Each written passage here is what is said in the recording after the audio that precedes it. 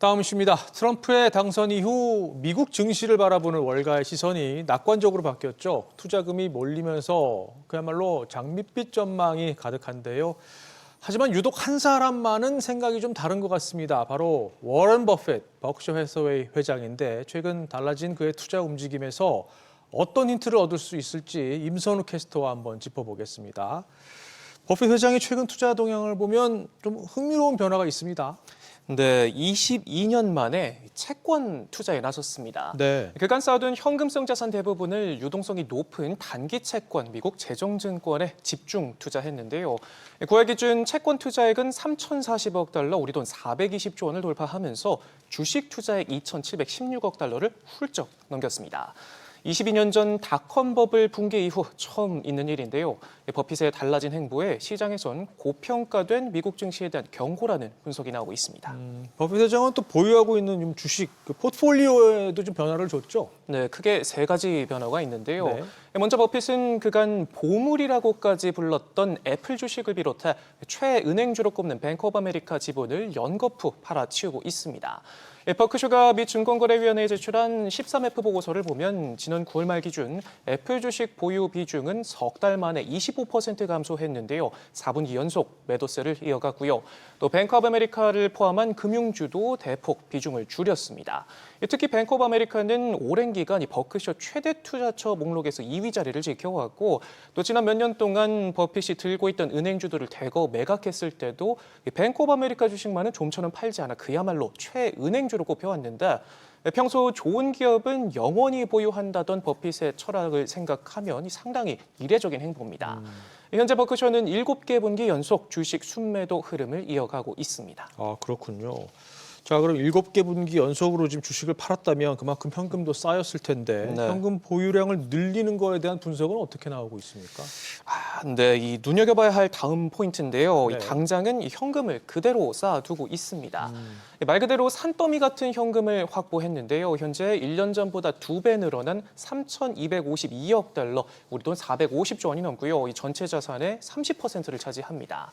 이런 가운데 언제든 현금화할 수 있고 안정적인 수익을 얻을 수 있는 단기 국채 투자를 대폭 늘리고 있는 건데요. 전문가들은 버핏이 채권 투자자로 변신한 이유에 대해 이 주식 시장에서의 투자 매력이 현저히 떨어졌기 때문이라고 지적하고 있습니다.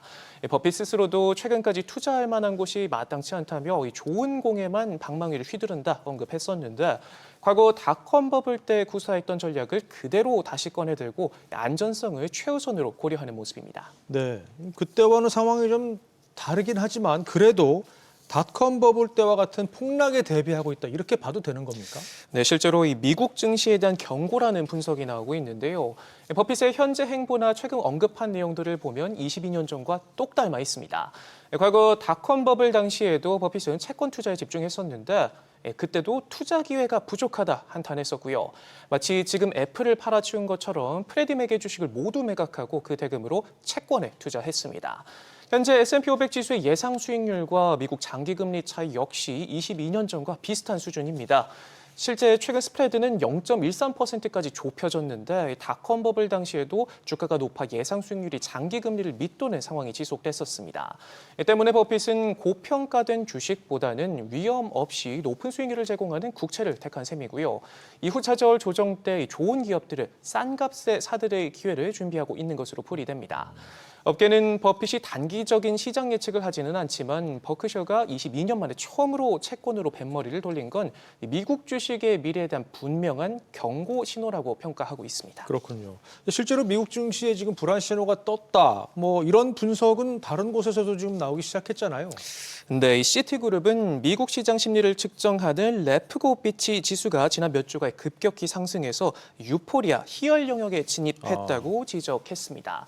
해당 지수는 현재 시장 흐름이 지난 2021년 버블 붕괴 직전 당시 고점에는 훨씬 못 미치지만 시장의 낙관론이 과도해질 경우 시장 과열 신호로 해석될 수 있는데요.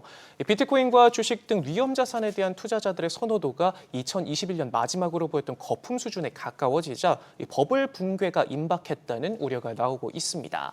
펜뮤추얼 자산관리의 조지 시 폴로니는 지속 가능하지 않은 시장 광풍이 또다시 일어나고 사람들이 다칠까 봐 걱정이 된다며 한 가지 확실한 건 현재 시장에는 한 달 전보다 훨씬 더 많은 열정과 거품이 있다는 점이라고 지적했습니다. 그렇군요. 그럼에도 불구하고 시장 흐름이 최근 워낙 좋다 보니까 네. 걱정은 무시되는 분위기예요. 당장은 낙관론이 지금 넘쳐나고 있죠. 네, 맞습니다. 이번 주에도 기대감이 더해졌는데요. 이 트럼프 2기 행정부의 재무장관에 월가 출신이자 온건파인 스콧 벤센트가 지명되면서 강세장 전망에 무게가 실렸습니다. 바클레이즈는 연준의 통화정책 완화 사이클이 지속되고 실업률이 낮은 수준을 유지하고 있다는 점에서 벤치마크 지수를 상승시킬 가능성이 있다며 내년 S&P 500 전망치를 6,600까지 높여 잡았고요. 골드만삭스와 모건 스탠리 역시 미국 경제 성장 지속, 기업 실적 개선, 연준의 금리 인하 경로를 기반으로 지수가 6,500에 도달할 수 있을 것으로 전망했습니다. 네, 지금 그래픽을 보니까 도이체방크 같은 경우에는 7천을 제시를 했네요. 네. 가능한 수치일까요? 이 도이체방크의 빈키 차다수석 글로벌 전략가는 강한 투심에 따라서 시장에 자금이 꾸준히 유입될 것으로 보인다면서 네. S&P 500 상장 기업의 자사주 매입 규모도 내년 1조 3천억 달러까지 확대될 것으로 내다봤고요. 그러면서 보수적으로 가정해도 미국 주식의 수요와 공급 배경이 견조하게 유지되면서 내년 S&P 500 지수가 7,000선까지 상승할 것으로 전망했습니다. 또 월가 대표 강세론자죠. 야다니 리서치 역시 한동안 미 증시 파티가 이뤄질 것이라며 도이체방크와 마찬가지로 7,000선을 제시했는데요. 앞서 살펴본 버핏의 행보와는 정반대 전망들인데 월가가 맞았는지 버핏이 옳았는지는 내년 말이 되어봐야 알 수 있겠고요. 어쨌든 지금은 커진 증시 변동성 속에서 냉철한 분석과 판단이 필요한 시점으로 보입니다. 그렇죠. 자, 임선욱 캐스터 잘 들었습니다.